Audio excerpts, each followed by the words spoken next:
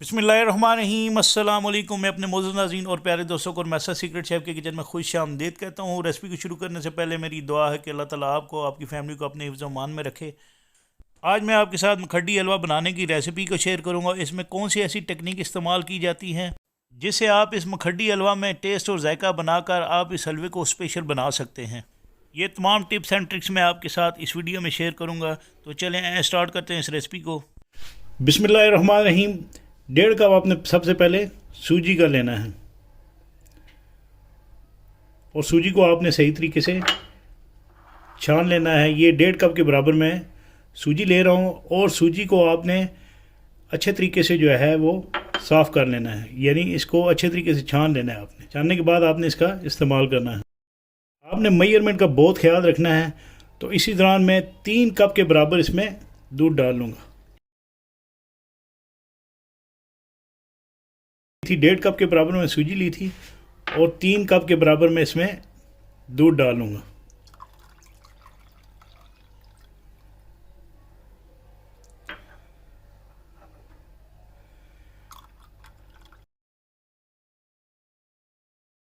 आपने क्वांटिटी का बहुत ख्याल रखना है।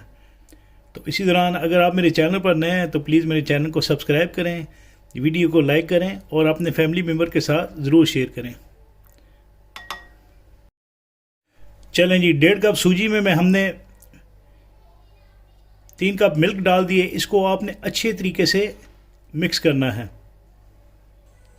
ताकि जो दूध हमने सूजी के अंदर डाला है वो सूजी ये सारा दूध जो है पी ले, यानी सूजी ये दूध सारा जज़ब कर ले। तो आपने इसको तकरीबन आधे घंटे के लिए 1 घंटे के लिए रख देना है।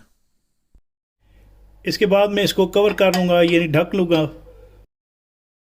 तो अगले स्टेप में हमने क्या करना है, एक फ्राई पैन ले लेना है। इसमें हमने घी डाल देना है 1 खाने की चम्मच के बराबर। ये देसी घी है, ये आपने इसमें तो लो खुश्क में वजात है मेरे पास, जिनको मैं फ्राई कर लूँगा। बादाम है 1/4 कप के बराबर और ये पिस्ते हैं, ये भी 1/4 कप के बराबर। और इसके साथ ये मेरे पास रेज़न है, इनको आपने अच्छे से साफ़ करके इस्तेमाल करना है। इसके बाद में 1 टेबल स्पून ये ड्राई कोकोनट है।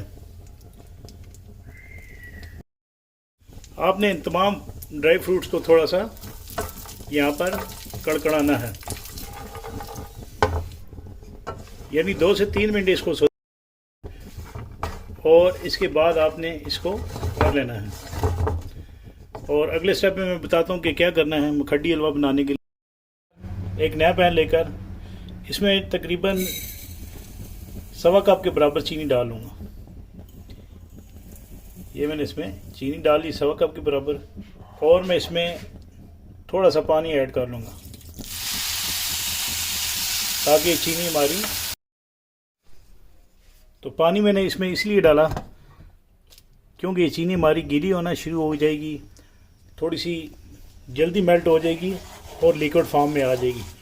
इस वजह से मैंने इसमें चीनी डाली। ये देखें इसकी जाग बन गई इस तरह। अब ये इंशाल्लाह थोड़ी सी इसको हम ब्राउन करेंगे।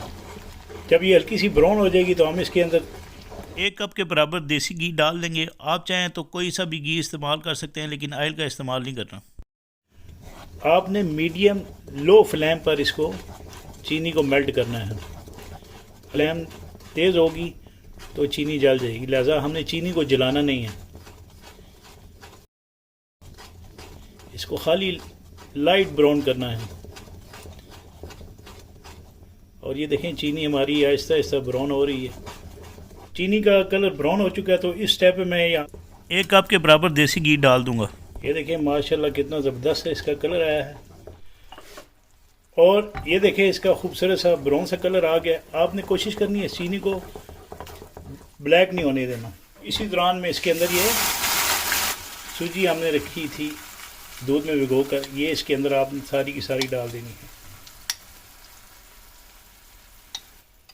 और इसको दोबारा इस तरह आपने مکس کرنا ہے.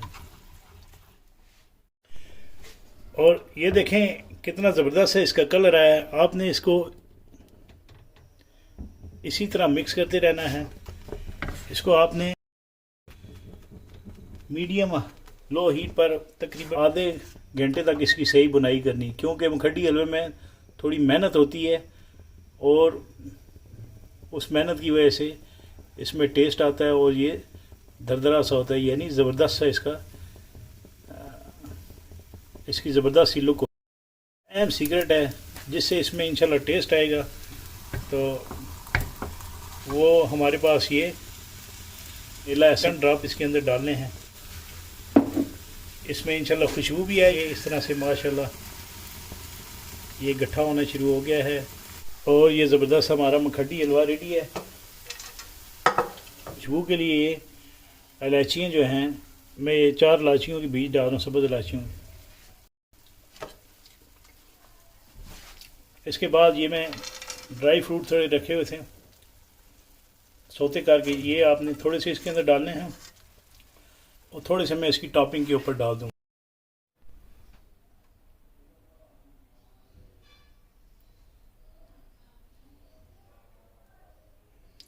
اور یہ زبردست سا دانے دار مکھڈی حلوہ تیار ہے.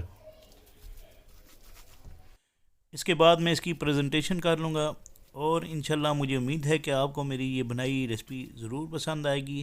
اگر آپ نے کوکنگ سے متعلق کوئی سوال کرنا ہے تو وہ بھی آپ مجھ سے پوچھ سکتے ہیں، میں انشاءاللہ ضرور آپ کو رپلائی کروں گا. تو اس کے ساتھ ہی میں اپنے معزز ناظرین اور پیارے دوستوں سے اجازت چاہوں گا. اللہ تعالیٰ آپ سب کا حامی ناصر، جزاکم اللہ خیر.